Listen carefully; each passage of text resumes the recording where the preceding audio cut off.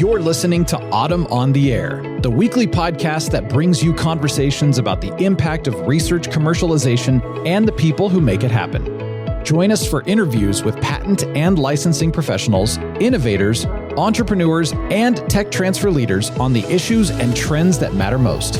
Keep listening for an inside track on the people, IP policies, and politics changing our world. Welcome back to Autumn on the Air. Today we're diving into one of the most innovative approaches to tech transfer that's reshaping how we think university-industry partnerships. Picture this. What if instead of every university struggling to build its own tech transfer office from scratch, they could tap into a shared expert resource that's already proven successful? What if smaller institutions, those from community colleges, regional universities, and historically underserved schools, could access the same level of commercialization support as major R1 research universities? Well, that's not hypothetical anymore. It's happening right now in Kentucky, and the results are remarkable. Today, we're speaking with Kayla Meisner, Executive Director of Kentucky Commercialization Ventures, or KCV, a groundbreaking centralized tech transfer initiative that's turning traditional assumptions about university commercialization on its head. Here's what's making Kayla's story so compelling. She's built something that didn't exist before, a statewide tech transfer network that serves institutions ranging from major universities to community colleges, all under one umbrella. Under her leadership, KCV has secured over $8 million in federal funding from NSF granted that's being watched nationally as a model for inclusive innovation. But KCV isn't operating in isolation. It's part of something even bigger, the Kentucky Science and Technology Corporation, which has been Kentucky's innovation catalyst for nearly 4 decades. Since 1987, KSTC has been building what might be the most comprehensive state-level innovation ecosystem in the country. 6 regional innovation hubs, veteran recruitment programs, STEM education initiatives, startup accelerators, and venture capital funds, all working together to transform Kentucky's economic future. And here's the thing that caught our attention. At a time when many tech transfer offices are facing budget cuts and resource constraints, Kentucky is doubling down on innovation infrastructure. KCV's funding has increased by 336% in just 5 years. Their team has doubled in size, and they're achieving the kind of metrics that make other states want to take notice. And with that, welcome to the podcast, Kayla. So excited to have you here on the air. Thank you so much for having me, Lisa. I'm excited to be here. Yeah, we have a lot to talk about, everything KCV today. And, I think that's the best place to kick this podcast off. Talk to us about KCV. It's been operational for about 5 years now, as of this past July. Walk us through what problems KCV was designed to solve and how it fits within KSTCS's broader 40-year mission. Yeah, it's been an exciting 5 years. And I can proudly say I've been around almost since the genesis of KCV. A lot of the acronyms today are going to start with a K, so everyone's going to have to get used to that. But KSTC, our parent company, Kentucky Science and Technology Corporation, has been around for about 40 years in the state of Kentucky, really aimed at doing technology-based economic development before it was called that, and trying to be a driver of economic growth in Kentucky. KSTC focuses really on 3 areas to expand the capacity of knowledge in Kentucky, to develop an innovation-ready workforce, and then really to bridge strategic investment and partnership and resources in Kentucky for the benefit of businesses and startup companies. KCV was the newest program under that KSTC umbrella when we launched in 2020. And the main mission of KCV is to really support the scaling of research capacity and technology transfer operations at the colleges and universities throughout the state, particularly that did not have their own tech transfer offices. We really aim to develop the talent of our ecosystem through the faculty and students and staff at these institutions. And then as much as we can, we try to put our money where our mouth is. We take a large chunk of our state dollars and we invest them through early proof of concept funding, through stipends for participants. And it's been really, really encouraging. I think for me, tech transfer has been, thankfully, the only thing I've done in my career, and I love it. And I believe in it as a mechanism to grow an ecosystem. And simply put, KCV partner institutions did not have the opportunity to play ball, even in the state of Kentucky. KCV was really designed to fill that gap, that tech transfer can be an engine for these schools and communities to grow, and that we need to start collectively talking about the resources that the state of Kentucky needs. And I'll add to that, Kentucky is an NSF EPSCoR state, the established program to stimulate competitive research. We are also an NIH IDeA state, similar program, their Institutional Development Award, IDeA. Both programs, congressionally mandated, that kind of earmarked states that need to build research capacity and that have historically low levels of funding. And so for the Commonwealth of Kentucky, our data shows that as a whole, we have about 47 independent colleges and universities. Yet we get less than 1% of all federal NSF, federal, state, and local research funding that's available to us. And so, yes, KCV serves these 7 institutions, but I think Kentucky as a whole was kind of in this reflective moment to say, how do we grow? How can we not be left behind in the world of research and development dollars? How can we recognize this disparity and facilitate, collective growth? And so that was the genesis of why we need a KCV.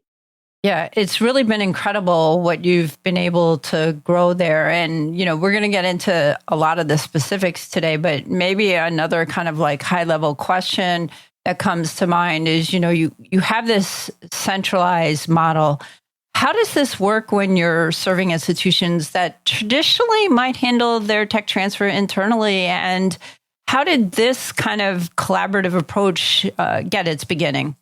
Yeah. So, I wasn't in the room this day in about 2018. But what I've been told was that it was one of the only, if not the only, days that every single president of every public institution of the state of Kentucky was in Frankfurt, our capital, to talk about the importance of tech transfer and what that means for the health of a research institution and just of an institution of higher education. So to clearly state it for people that may not know much about the model, KCV is a public-private partnership between our parent company, KSTC, the 2 R1 institutions in the state, that's the University of Louisville and the University of Kentucky, our Cabinet of Economic Development as our primary funder, the Council for Post-Secondary Education, and then the 7 independent institutions that's set as our partners. And so under that, and each one of those leaders has a seat on our advisory board. They have since the genesis of that partnership agreement, which really says that, U of L and UK were the only people that had a dedicated staff that was looking at how to build, how to translate, how to gain economic growth from the research coming out of those institutions. And so before KCV, the 7 other institutions did not have a tech transfer office. They didn't even have, many of them didn't even have a full-time general counsel member that could sit in and talk to innovators if they came in with the disclosure. One of the early kind of gap analysis that we did was, do any of these schools have an IP policy? And most didn't even have that. So KCV, again, was set to become not just, I think, the tech transfer office, but, I often say we are aiming to be the EVPRI of these institutions, the full breadth of a research enterprise office. And so really the idea was that KCV, one, it needed to scale to prove our sort of value, again, being at that point completely run on taxpayer state dollars. So one of the publications that I often reference, I think it's a 2009 publication that says that it costs about $1.3 million on average to run a single tech transfer office that's supporting a single institution. I think in today's money, that's probably closer to 2 million. And simply put, most non-R1 institutions just do not have that as an option, and so therefore we are leaving these valuable ideas, these incredible people and their research behind at these institutions, and within these communities that just can't afford to participate in tech transfer. And so the centralized model has allowed us to build. For the first 4 years, we supported these 7 institutions with less than $1 million a year. I can thankfully say by securing recent NSF funding, we are now over that $1 million mark each year, which feels really good. But in the beginning, we had to be really strategic and really entrepreneurial about how we invested our funds. And that led us to create kind of our own internal programs that provide lean, kind of targeted approaches to traditional commercialization activities. And then also really catalyzed us to partner well and to partner intentionally with our 2 R1s in the state who have a robust amount of tech transfer capabilities and expertise. Now, Kayla, you talked about economic growth just a second ago, and I want to focus on that a little bit because KCV has had measurable economic impact. And maybe a good place to start is looking at some of your fiscal 2025 data, where you had 58 total disclosures with 19% of those achieving IP protection. Help us understand a little bit about how this conversion rate reflects your strategic approach to commercialization. Yeah. We don't have the largest IP budget, that's for sure. And so we have to be very intentional that everything that we file, is not just coming from a disclosure. I think in my time at an R1 institution, you would get a disclosure from a professor and they already hit send to the publication and they've already sent it away, or they're, next week they're traveling for a conference, so you better hurry up and file a provisional. We have the opposite problem at KCV, which is most of our disclosures come in at a very early stage, majority idea stage. And that's great because it shows the engagement and shows the level of interest, but it also shows how much work and mentorship and coaching needs to go in to actually turn that disclosure into IP. That's why I think we have so much fun doing what we do. We've kind of built programs to funnel people through that commercialization journey. And at each step of this, at the journey, it's a buy-in. It's a buy-in for the institution that they understand what the next steps are. It's a buy-in for the innovator. And we're trying, of course, like every tech transfer office, to create valuable IP, to create startups in Kentucky, to partner with industry. But moreover, we're trying to create clear commercialization pathways and buy-in for these institutions and the innovators. I think that we face some realities that traditional R1 tech transfer offices don't, which is first and foremost, our innovators are educators. their teaching loads and their service loads means that their research, especially the commercialization of that research, is often just a bonus. It's not the core reason of why they're there. And it makes us, even more, I think, creative in how we provide that tailored support. I'll give a clear example of one of our rock star innovators, which is Dr. Rachel Tinius at Western Kentucky University. She is a professor. She is passionate about maternal health and infant health through exercise. And that is what her research and her teaching centers around. And oftentimes what we say is Dr. Tinius was doing that research before KCV got there. What changed was catalytic investment and coaching. And so throughout the last 4 years with KCV's support, she's turned her idea of what we now call Bumped Up Labs into a full digital health platform that offers physical activity guidance for pregnant and postpartum women. We cut a check to Rachel for $25,000, and that $25,000 allowed her to develop the study and develop the prototype of the app, which ultimately turned into NIH funding, thanks to our NIH Reach Hub, which allowed her to get expertise and guidance from the IRB, the ERB that sits on Kentucky's Reach board of advisors. She got further funding to develop this idea. She, through our partnership with UK, went through entrepreneurial training through the EPSCoR hub located at UK, and then ultimately won her first SBIR award. She is a licensed company, a licensed startup through WKU in support with KCV. And so to me, it's the ultimate testament of what would have happened without that $25,000, And I think her story kind of shows why we take the approach that we do.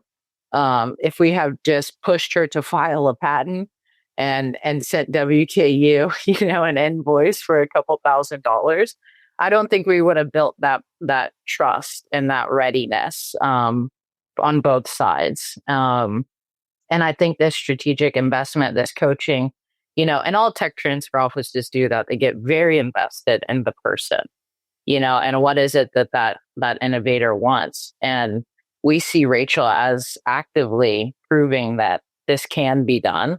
The research is there.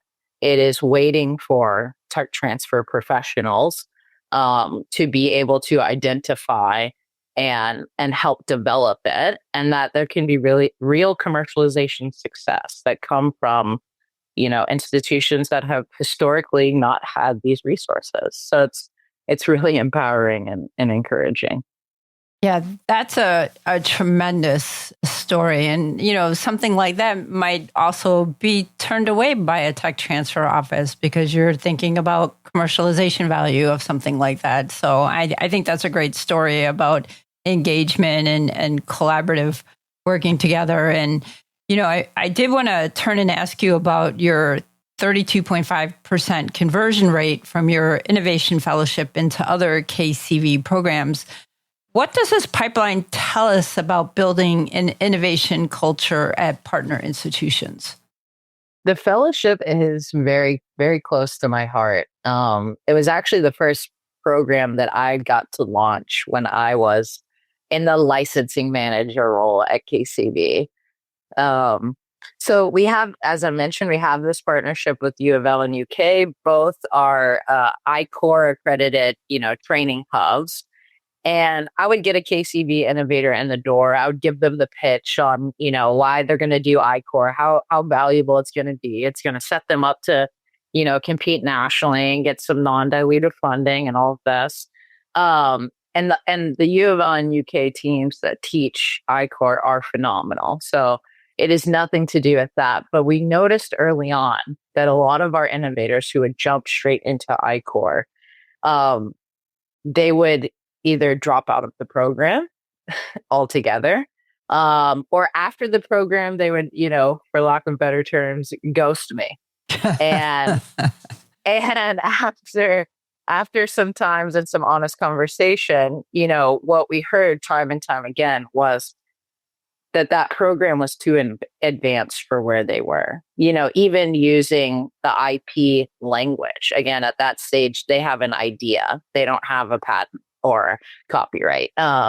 We noticed that it created further hesitation in, can I really do this? And am I ready for this? And so again, we said we need something that comes before that, something that's going to empower them for this journey that they are going to embark on, because it is a journey, and something that would demystify all of these terms and lingo, around commercialization. And so thus became the KCV Fellowship. And this program, which was originally intended to attract faculty as sort of the pre-seed to ICOR, really became this beautifully blended program between not just faculty, but also students who, really wanted that entrepreneurial training, no matter what their degree background was in. We have had students, I was counting this earlier, we have had over 63 graduates of the program to date. And the split on STEM versus non-STEM is almost 50-50. And I think it just shows that this program is agnostic to background and truly designed to be an experiential learning opportunity that is building the next generation of not just innovators and not just entrepreneurs, but people like us, right? Innovation practitioners that can see the skills that are needed in Kentucky and in the world and be able to say, yeah, I know exactly what that means. And I can add value to that space. And so the fellowship program is a cohort-based model. We run it on a semester by semester basis. We have hired incredible mentors and residents to expand our curriculum over the last 6 cohorts. We give them homework assignments. They have to come in and pitch. They have to be on teams, and those teams rotate who is in the lead week by week. So they're getting technical and soft skills around what it means to be a commercialization expert. And in addition to that conversion rate, so I think that shows that, it is empowering them and it is encouraging them. We've also received 16 disclosures from fellowship graduates. That's great. I think it's also a testament to the skill set that they're learning throughout that program. So the fellowship has been extremely valuable on both sides. It's also allowed our licensing managers to date, Jericho and Tucker, to really grow in their coaching. And so then when they've went on to now do Train the Trainer and ICOR accredited, we've actually had 3 graduates that have went on from the fellowship to the ICOR state hub to the national program. And so being able to show that as a marker, as well to the institutions, to the administrators, to the leadership of how it is a journey, how it takes time, and how we're investing at every step of the way, I think has brought a lot of goodwill on both sides. I would say so. And continuing to talk about that journey, I want to talk about your Innovation Hub network, because they show some really impressive metrics. From what I've been able to gather, 161.7 million in startup investments, 382 new jobs created, and almost 5,000 startups that have been served. So talk to me a little bit about how you measure and track some of the broader economic ripple effects from these hubs. I think that is truly the benefit of us being under this umbrella of the holistic, organization that is KSTC. I mean, I don't think I can understate this enough, that KCV just fit within this suite of programs that was already extremely impactful, and had been around for a long time. And so the innovation hubs, which are in some ways a traditional ESO, entrepreneurial support organization, in the state of Kentucky have went through iteration after iteration. And they are tasked with the responsibility of creating and supporting and investing in entrepreneurship in our small metro areas, large metro areas, and especially rural Kentucky. Of the innovation hubs, they work under a contract with KSTC, which provides this alignment between the state. And so I actually sit peer to peer with the executive director of the innovation hubs. And we talk all the time about how we can continue to weave this web between, again, the institutions of higher education in these communities and the entrepreneurs that live there, and the businesses that live there, and the investors that live there. I think sharing this data and being able to talk on a weekly and monthly basis about our metrics, about their metrics, how we both can sit at the table and have really honest and valuable conversations with the state around the next phase of what we think the innovation hubs are, or the next phase of KCV. I think it makes it a lot easier to understand the true impacts of these investments, that they're real, and I think in traditional economic development world, to say 300 new jobs to some people is nothing. But if you knew where these jobs were, if you knew who these jobs were serving in the state of Kentucky, I think you would see how impactful and collaborative this network is. And again, it's just one of the many suite of programs under this umbrella of KSTC that allows us to just fit nicely and create almost a life cycle of entrepreneurial support throughout the state. We want to see you be able to go to school, learn about entrepreneurship, launch a company, be invested in, and stay in Kentucky. And I think that's kind of the driving factor of a lot of the economic development momentum now, and the task of our programs, which is what we want people to stay in Kentucky, be successful, and see that they can make a real change here. Now, I know you've recently refined your commercialization process to include assessment before opt-in rather than after.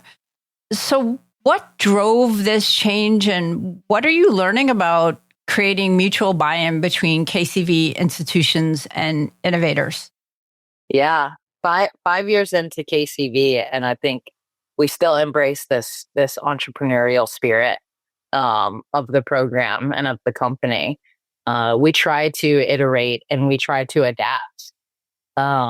And recognizing, I think, coming up against that 5-year mark, a lot of the people that were in that room when they signed that agreement, that original agreement, are maybe not in that room today, and not to say that it's not all rainbow and sunshine over here, because it definitely is. But I think there's a continuous need to show mutual buy-in and mutual commitment that KCV and the state of Kentucky is investing in you, and therefore we are asking you to invest in this idea. And I keep saying this journey because I think we all know how long it takes to see some of those returns on investment. So this summer we hosted our first in 5 years, first in-person advisory board meeting. And this was one of the big topics of conversation was, we ask you to opt in because we don't have this overarching agreement that says any and every disclosure is a KCV disclosure. And I think that's really important as well. There are some disclosures that come into our partners that are never opted into KCV. Now, of course, I don't wish that was the case, but I think that we need to recognize that not every idea gets put on this path, and that sometimes people are just exploring.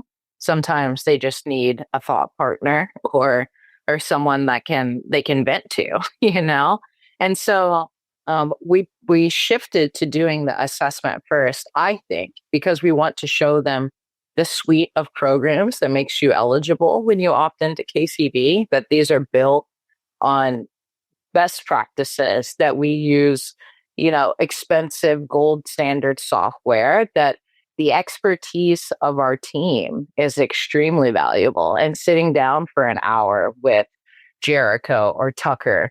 If you did that in a consultancy model, it would cost you a lot of money. Yeah. Lots. And so it's building that mutual respect. It's building that mutual agreement between us and the institution and the innovator. And so we are hoping that by the time we get that formal opt-in, that it is truly a commitment. And it's also allowed us the flexibility to sit down early and tailor those pathways individually. So, not everyone's going to be on the Dr. Rachel Tinius path that starts a company and gets an SBIR. And that's okay. And I think it's been really exciting to see us be able to have other conversations about what success in tech transfer looks like. For other institutions, does it look like just filing on things that have never had the budget to be filed on? We actually have a dedicated budget. Most of our institutions do not. If they, find something that's of value, they're going to have to move some money around from some other pots. We've also been able to go back to me saying, I want us to become the EBPRI model. We have been able to use tech transfer as a catalyst for other research enterprise functions. So getting into industry partnerships, what does that look like? And that connection with the hubs or the connection with investors. One of the other KSTC programs, Key Horse Capital, is the state's early stage investment vehicle for startups located in Kentucky. So how do we sit down and pair you with investors early on to get you that coaching and that advice on where you should go? And even to the effect of sponsored programs, I think, I've seen my thesis statement be that if these institutions do not have the support to be competitive in a federal funding landscape, even with the volatility of the federal funding landscape, then we are going to hit, a point of no return. There will be nothing to commercialize. There will be no IP to even discuss because there's no funding coming in the door. And so what does it look like to build that infrastructure alongside tech transfer and commercialization with that in the forefront? I think has been really, these are all the things that we've now started to get to discuss at the 5-year mark. It's not just proving ourselves and proving that this innovation is real and it's there and it's happening. Absolutely. And I wanted to ask you about the impact competition because I know that has achieved 100% institutional representation for the first time, including your first ever KCTCS winner. So talk to us about how you're reaching innovators who may not traditionally engage with tech transfer. Yes, we are very proud of our first ever KCTCS. That is our Kentucky Community and Technical College System winner. I think it's been a testament again to the representation and that our outreach efforts, our engagement efforts with these innovators are really resonating. When I first started at KCV, I was very reluctant. How are we going to support the community and technical colleges? How can we be a intentional and authentic partner to them?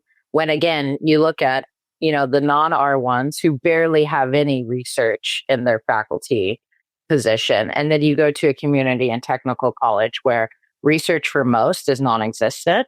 And then to talk about, the pipelining of community and technical college system students into our 4-year colleges is really kind of the bread and butter of the education and curriculum at KCTCS. So I think it's been extremely encouraging because, again, we are proving that these people are there, that they're doing this work.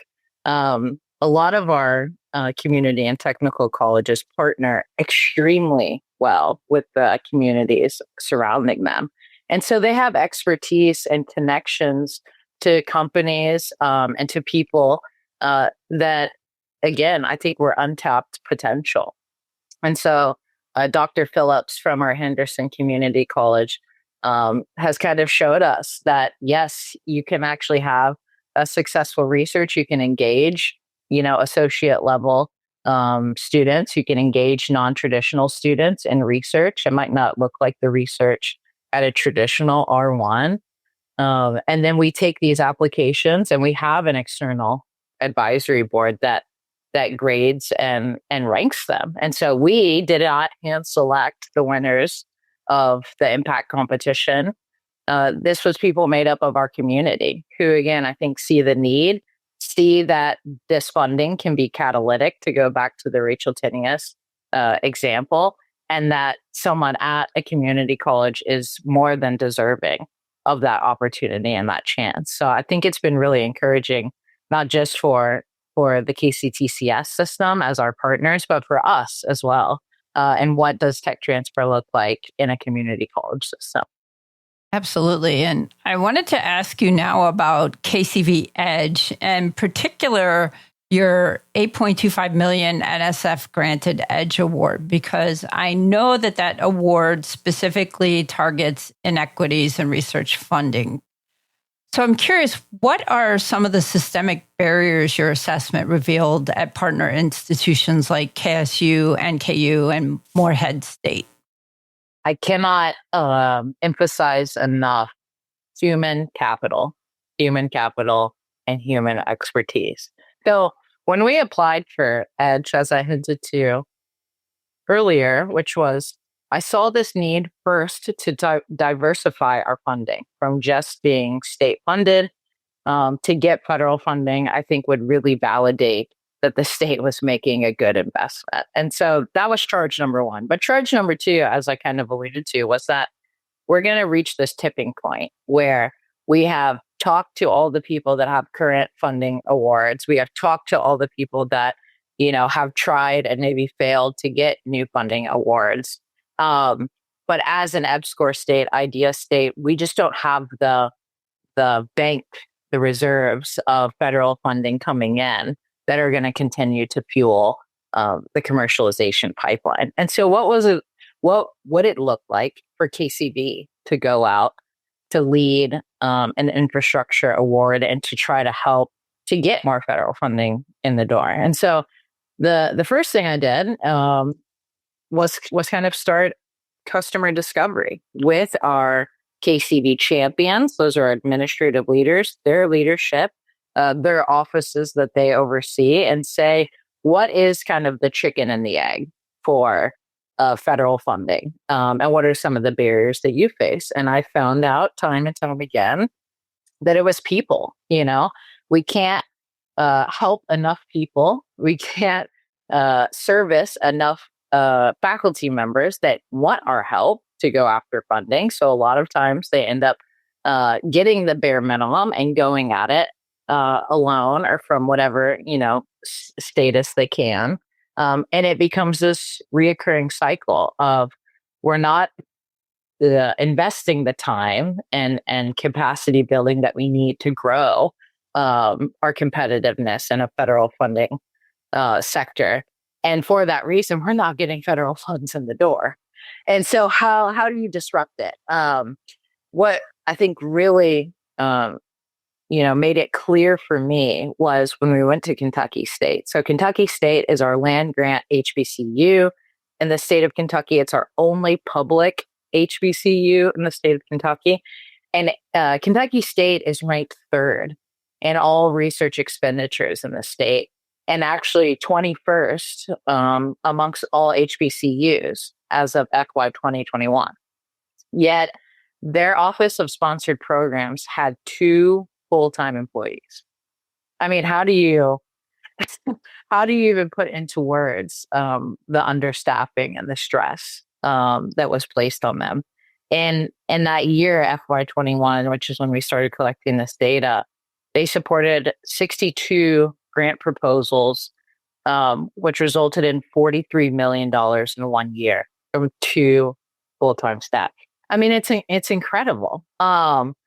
It's incredible they were able to do that, but what that shows me is how much more could you do with that human capital. And so the baseline of EDGE, which I cannot I cannot thank and recognize the NSF granted program enough. The NSF granted program made me a first-time principal investigator.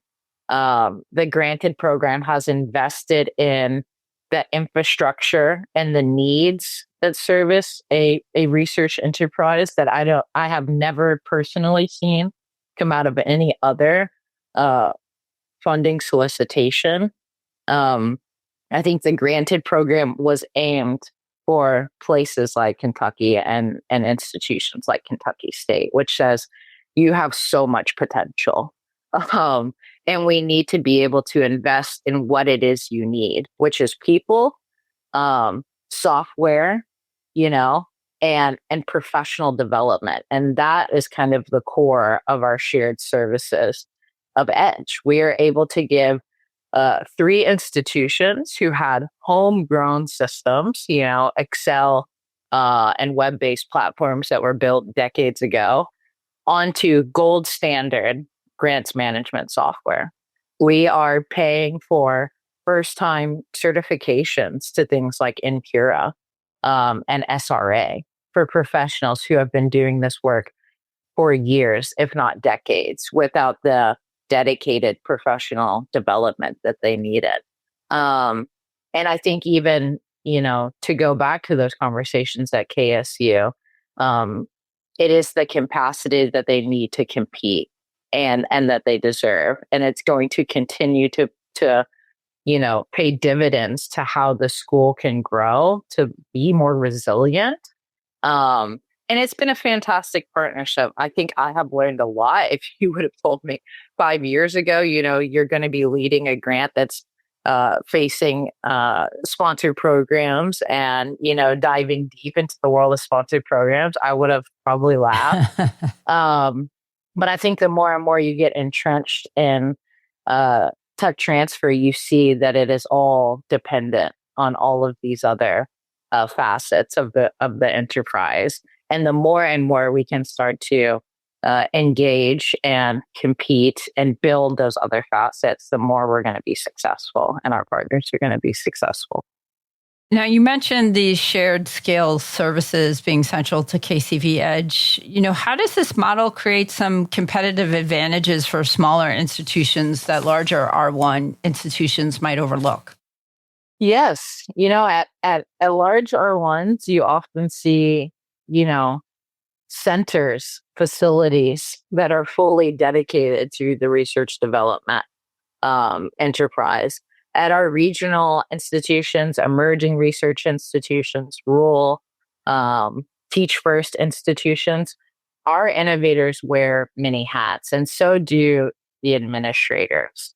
And I think pooling resources together through the shared scaled model, we can provide not just that infrastructure, but the knowledge exchange.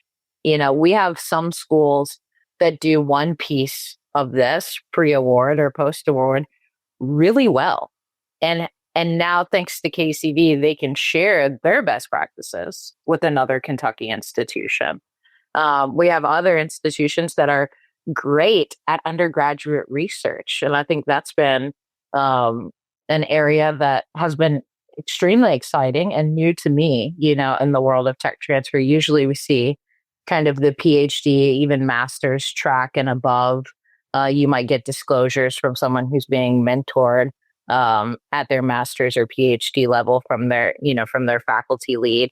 We're getting that from undergraduate students who are doing fellowships and who are engaging in research, as freshman or sophomore levels. And so I think it's really interesting that we are seeing some potentially new competitive advantages from smaller institutions, which is getting students engaged early. I went to an R1 institution for undergrad in engineering, and I remember asking my faculty my freshman year, "Can I work in your lab?" And they said, "Come talk to me when you're in grad school." And I think you can't understate the potential there of these students who are coming to school, most of them wanting to be very entrepreneurial and whenever they're studying, and getting to harness that energy. And then as well as the administrators, in some ways, I think the hardest part of their job is that they don't do just one job. They do many different jobs. They wear many different hats. But the strength of that is the connectivity. It takes less time for me to get a hold of, the director of communications than it would at the R1 institution, because there might be 10 directors of communications for whatever department. And so I think it makes us nimble and adaptable and flexible. And I think to keep saying, entrepreneurial, I think we're not afraid to try these experiments. And EDGE, before it was funded, was an idea and an experiment. And if EDGE was not funded, which I don't want to live in that world again, it was a conversation we were going to take to the state and say, hey, here's the issue, right? Here's the chicken and the egg. We're the EPSCoR state, we're the IDEA state. We have this number of sponsored programs for this amount of research dollars. And you compare that to our neighboring states, we are 50, if not 70% behind them in talent in research. So I think that's also been the really exciting part of this, is that we get to build these little experiments and test them and try them out. And thanks to the relationships that we're building with the NSF, but even at the state level, we're able to go and talk about what it would look like to fund pilot projects and things that would allow us to make a difference. So, Kayla, I wanted to ask you, KCV's funding has increased by 336% to $2.5 million in fiscal year 2025. But as you well know, many tech transfer offices are now facing pretty significant budget cuts. What's your advice for demonstrating ROI and securing sustainable funding during these challenging times? Yeah, securing is definitely my anxiety. Word. Yeah. So I wouldn't say that I feel secure. I think even in this state of growth and expansion, we are constantly looking for new ways to prove our sustainability and the ROI of this model.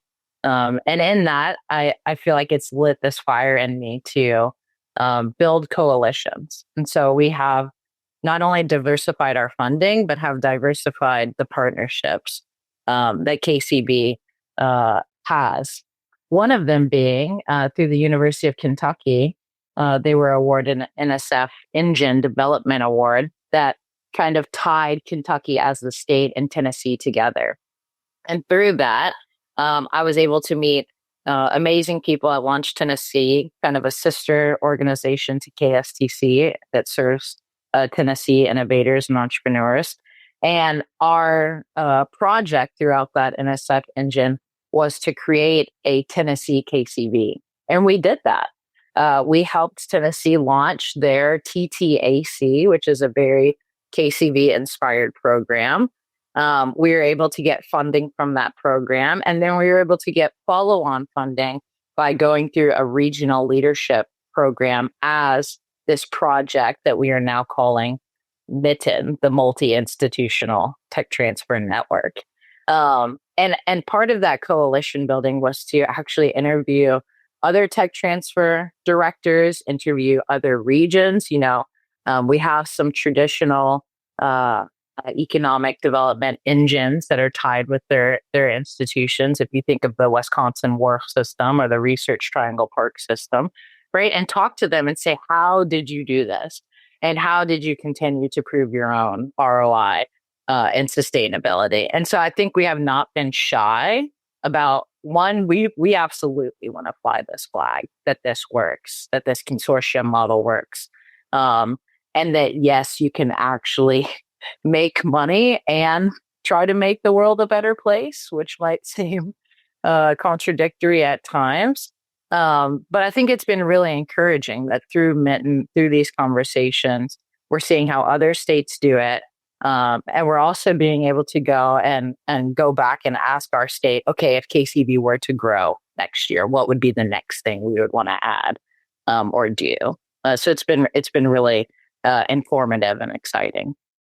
Now, you mentioned coalition building just a second ago, and I want to talk to you a little bit about innovation ecosystem building. In particular, you have some really great partnerships, including with the Kentucky Bar Association, the USPTO, and even one I know I talked to Greg Tucker about this, the Kentucky Distillers Association. And this really shows some creative ecosystem building. How do you identify and cultivate some of these non-traditional partnerships? Yeah. So in tandem with the launch of KCV, I think in our first sort of 6 months, we launched the Kentucky Intellectual Property Alliance, known as KIPA. KIPA is really our only non-academic, community-facing program, and it allows us to be really creative about the need for IP, the attainment of IP, and I think the great thing is KIPA is really powered by and partnered with our IP professionals and leaders in the state of Kentucky that serve as its board of advisors. So we have gotten to do great events, yes, like bourbon and IP, and we're trying to show different sectors. Hospitality, bourbon are huge sectors in the state of Kentucky's economic impact. That IP is not this abstract thing. It is a driver of economic opportunity, and that we can use it as a showcase for not just universities and not just startups, but for our manufacturers, our small businesses, and the brands that people know from Kentucky very well. And so KIPA allows us to kind of normalize and have conversations with everyday, I would say, business people and practices on how we strengthen innovation in the state. And then I also have to give a shout out to just the USPTO regional offices. I could not be more, grateful for the support and service of our Midwest office out of Detroit. I think the engagement with the USPTO, them actually coming to Kentucky to speak about the importance of IP and being that welcome, door into the world of the USPTO has been really encouraging for our community. And so KIPA has been really great. Again, it kind of lets us step out of the tech transfer box and talk more about non-traditional partnerships and access. So, Kayla, I wanted to ask you a little bit about some of your talent development and inclusion, particularly your internship program. I know is training the next generation of IP and commercialization leaders with some tailored experiences across various fields. How critical is this investment in human capital for long-term health of tech transfer? So at KCV, we think about talent as one of our most critical investments. Right now, we have 2 student-facing opportunities, the KCV internship and the Innovation Fellowship. The internship is small, but I think impactful. Much like a traditional tech transfer internship, we typically bring on 1 new student every year. So we try to have 2 interns at a time on a rolling basis. They are paid as hourly employees of KSTC, and they work virtually as a part of our team. They learn how to be innovation practitioners like us. And of the 3 interns that we have graduated from that program, all 3 have been placed in either IP careers or tech transfer careers, which has been great. And then the fellowship, as I mentioned earlier, very near and dear to my heart, was really designed as our on-ramp into commercialization and entrepreneurship. I am extremely proud to announce and extremely excited by the fact that our fellowship has now been funded by the NSF Excellence Program. We will now call this new initiative KCV Invent, and we are partnering with our NKU Center for Innovation and Entrepreneurship to again,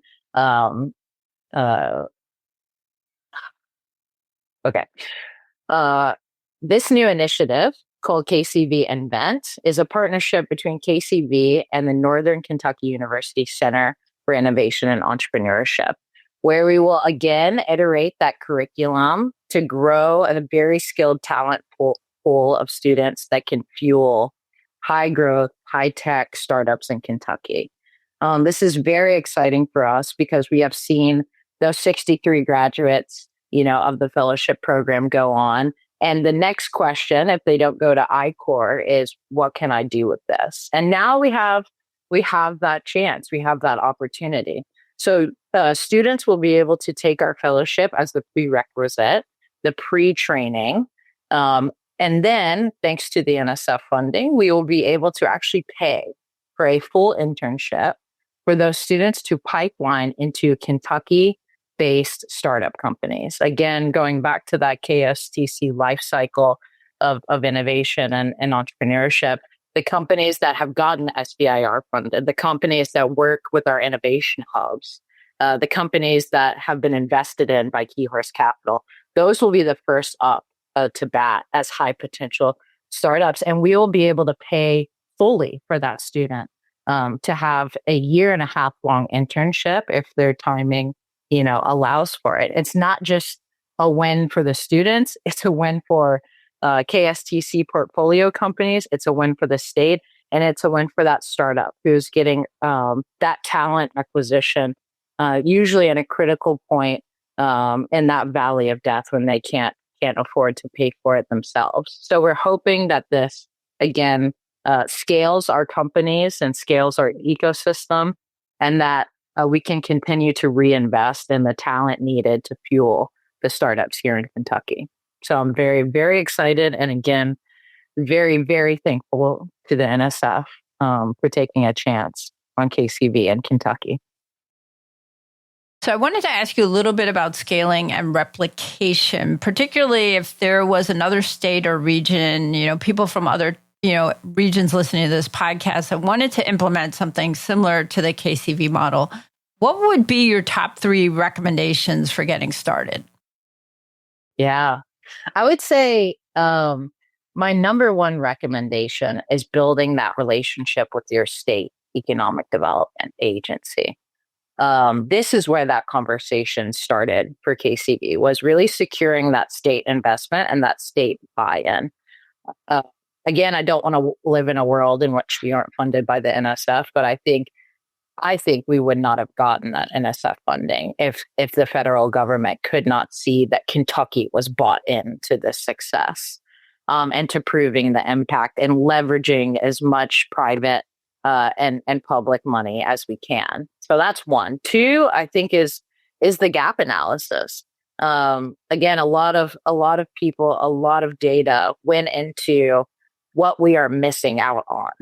And that was a lot of the fuel of the conversation is essential for us in Kentucky to recognize the gaps, the disparities.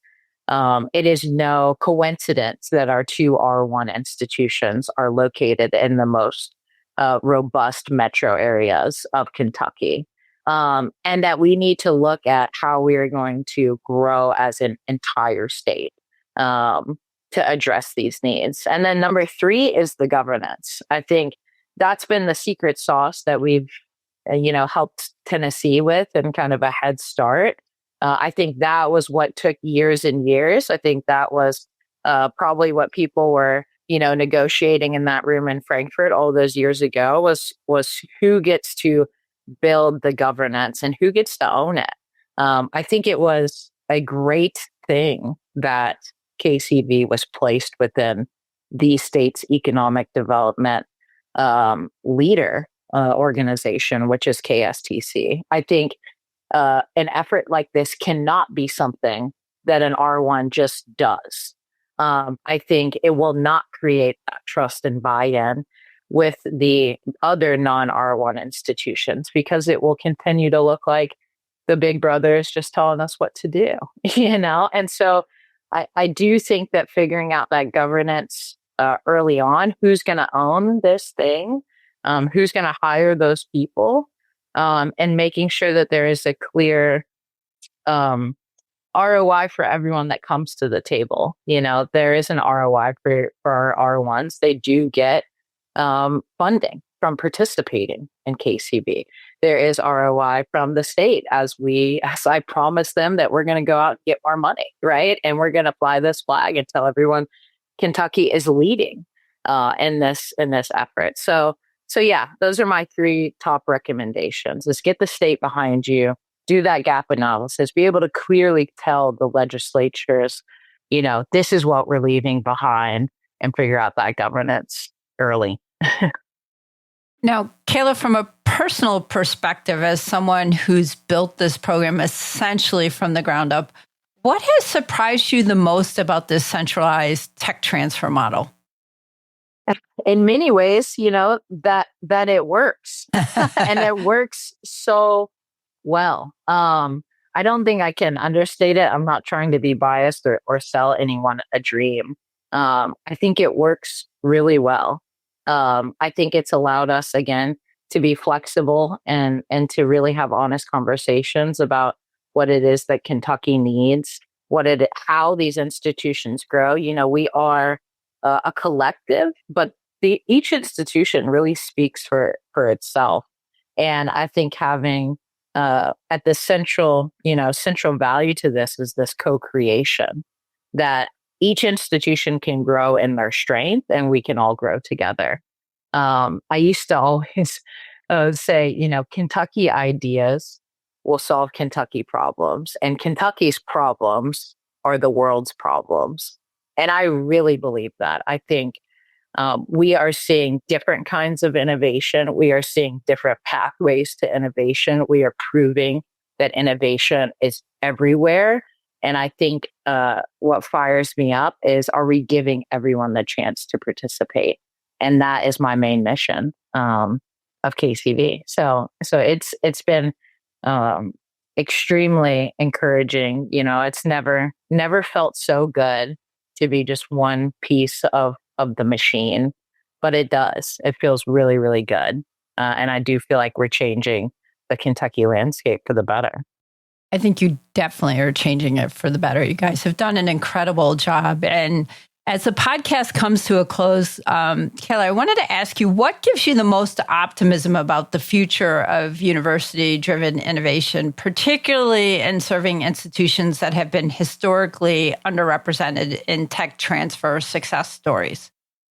Heading into this year, and even this year's autumn conference, I think there was a lot of emotion around the state of tech transfer. And I left that meeting feeling so energized and empowered that we are in a new, the dawn of a new age of tech transfer. I think I have never seen more directors pick up the phone and talk to people. I've never seen more people engaged and leaning on their networks and promoting the good work of other people that are not just their own institution or community. I really do feel like coalition building is my mission right now. And I think we're all doing it. I think we're showing the government, economic development, industry, individuals that tech transfer really is a catalyst for change. I'm going to say it again, that you can make money and you can make the world a better place at the same time. And I think that tech transfer offices, the future of tech transfer is really innovating ourselves and stepping a little more out of the internal institutional politics and problems, and going into community and being that bridge. And it's just really exciting. I mean, I biasly love this career. I love this field. I think so highly of it. I think, it is one of the best things about America is how we value education, how we value entrepreneurship, how we want to fight for everyone, for the little guy and everyone in between. And it's something that I refuse to give up believing in. So we will just keep fighting. And I thank you and I thank Autumn for continuing to have these really important conversations, for giving everyone a chance to highlight work that is new and novel. And yeah, I cannot be more encouraged to keep up the fight, keep up the faith, and know that we're doing a great job in the midst of all of this. You are doing a tremendous job in the midst of all of it. So thank you, Kayla, for all your hard work, and congratulations to KCV. What an incredible story this is. And thank you for all your time and expertise today. It's been a real pleasure having you on the podcast. Thank you, Lisa. Kayla, thank you for this fascinating discussion. The centralized tech transfer model you've built in Kentucky is delivering impressive results. $161.7 million in startup investments and a 32.5% conversion rate from fellowship to active commercialization really tell the story. For our listeners, here are the key takeaways. First, collaborative tech transfer models work and can be scaled. Second, federal funding streams like NSF granted offer real opportunities for building research infrastructure at smaller institutions. And third, inclusive innovation isn't just the right thing to do. It unlocks economic potential that might otherwise be lost. If you want to learn more about Kentucky Commercialization Ventures, visit kycommercializationventures.com. For the full KSTC ecosystem, check out kstc.org. That's all for today's episode of Autumn on the Air. Subscribe wherever you get your podcasts and join us next time as we continue exploring the innovations and individuals shaping the future of research commercialization. Thanks for listening, and remember, the future of innovation is collaborative. Thanks for listening to Autumn on the Air with Lisa Mueller. Get social with us and share your thoughts. You can tweet us at AUTM or visit us online at autm.net. We'll be back next week on the air. Be sure to join us.